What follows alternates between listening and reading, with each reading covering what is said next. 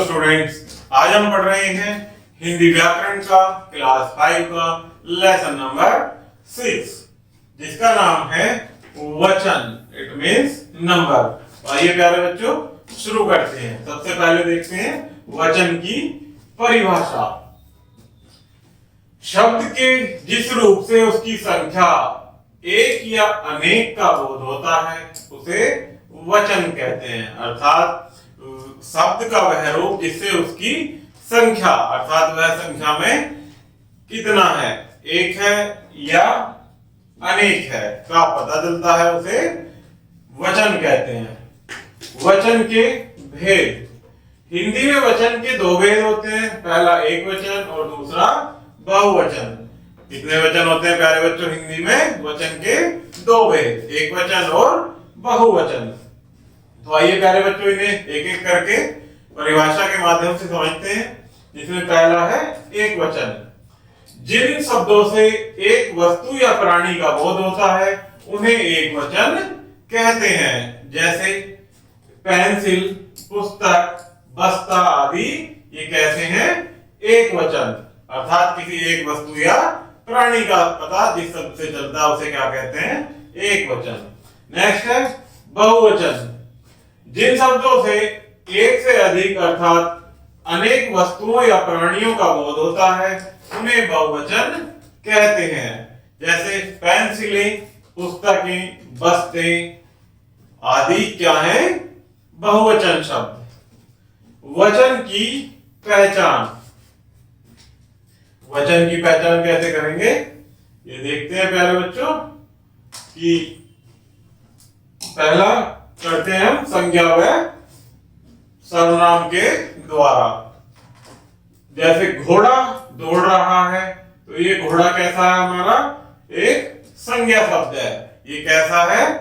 एक है। तो ये कैसा शब्द हुआ प्यारे बच्चों? एक वचन। घोड़े दौड़ रहे हैं तो घोड़े कितने हैं? बहुत सारे घोड़े हैं। तो यहाँ क्या होगा प्यारे बच्चों? बहुवचन। क्या है? घोड़े संज्ञा, बहुवचन रूप में संज्ञा है। इसी प्रकार से वह पढ़ने गया, वह क्या है? सर्वनाम। कौन है वह?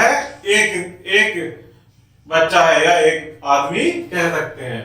वे पढ़ने गए, वे कैसा शब्द है? सर्वनाम। वे बहुत सारे हैं तो वो क्या होगा? बहुवचन। इसी प्रकार से मैं खाना खा चुका, एक वचन। हम खाना खा चुके, क्या है ये? हम यानी हम बहुत सारे हैं, पता नहीं कितने हैं, 2 हैं, 4 हैं, 6 हैं, तो इसका हमें ज्ञान नहीं है तो ये क्या हो जाएगा? बहुवचन।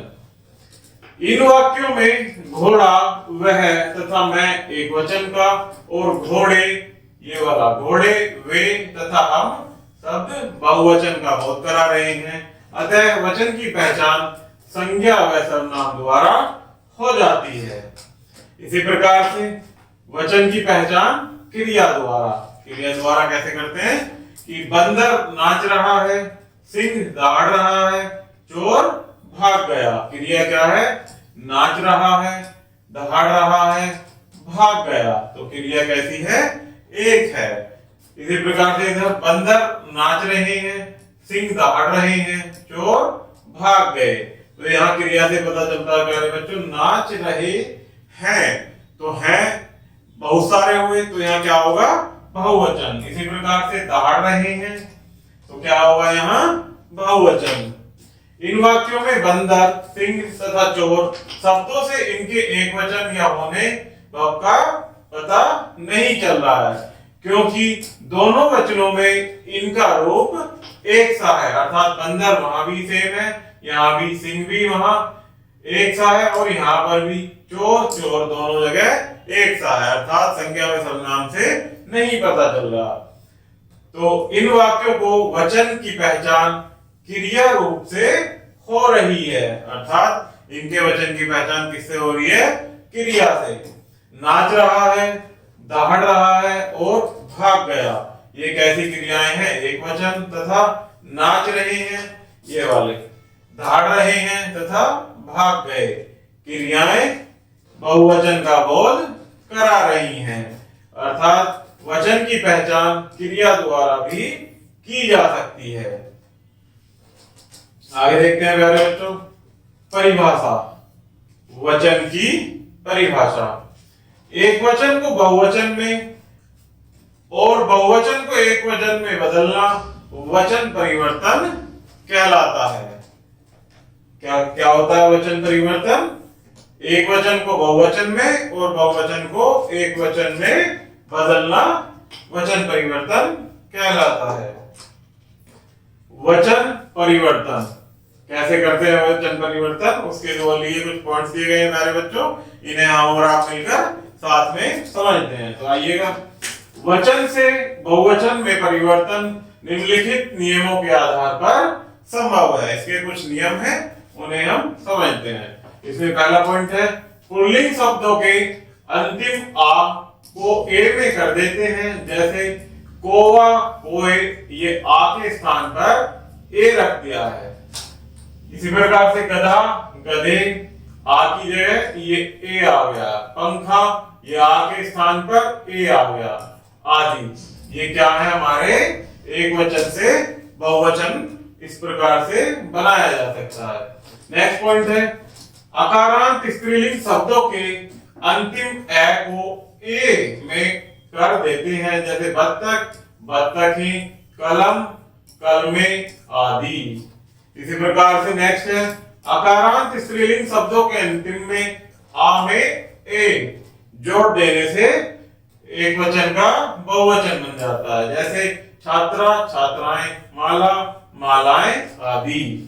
नेक्स्ट पॉइंट है, इकारांत और इकारांत शब्दों के अंत में या जोड़ देते हैं तथा ई को ई में कर देते हैं। जैसे दवाई, दवाइयां, मिठाई, मिठाइयां, छुट्टी, छुट्टियां, आदि।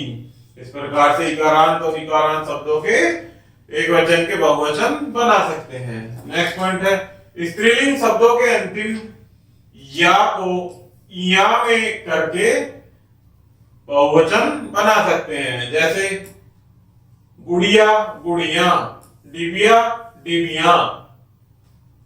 कैसे शब्द बन जाएंगे? बहुवचन। नेक्स्ट पॉइंट है, उकारांत या उकारांत स्त्रीलिंग शब्दों के अंत में उ अथवा उ के साथ क्रमशः ए या उए लगाकर हम बहुवचन बना सकते हैं। जैसे बहुए, बहु। बहु का बहुवचन क्या होगा? बहुएं। ऊ का ऊ लगाकर। धातु, धातुएं। ऋतु, ऋतुएं। ये ए का उए। इसी प्रकार से वस्तु, वस्तुएं, आदि। इस प्रकार से इनके हम बहुवचन बना सकते हैं। तो नेक्स्ट पॉइंट है प्यारे बच्चों, वृंद, वर्ग, जन, गण आदि सब जोड़कर हम बहुवचन बना सकते हैं। जैसे छात्र का छात्र वृंद, स्त्री का स्त्री वर्ग, गुरु का गुरुजन, मजदूर का मजदूर लोग, छात्र का छात्र गण, आदि। इस प्रकार से ये बिल्कुल भिन्न होता है और इनमें अंत में ये शब्द जोड़कर हम इनका बहुवचन बना सकते हैं। तो प्यारे बच्चों, ये हमारा वचन का लेसन यही समाप्त होता है। आशा करता हूं कि आपको वीडियो जरूर पसंद आई होगी। धन्यवाद।